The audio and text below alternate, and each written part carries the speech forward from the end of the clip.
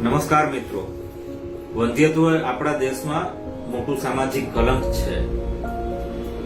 વાંઝિયાપણું એટલે કે નિસંતાનતાપણું, બાળક નથી, એ પણ એવી સ્ત્રીઓમાં કે જેની ઉંમર વધુ છે, જેમને મેનોપોઝ આવી ગયો છે એટલે કે માસિક જતું રહ્યું છે, અથવા તો પેરીમેનોપોઝ એટલે કે માસિક જવાની તૈયારી છે, એવી બહેનોમાં તો એ ખૂબ જ અંધકાર સ્વરૂપમાં આવે છે કે એમને એવી જ ચિંતા થાય માતાઓને કે હવે મને કોઈ દિવસ બાળક જ નહીં થાય કે શું, હું હવે કાયમ વાંઝણે જ રહીશ કે શું.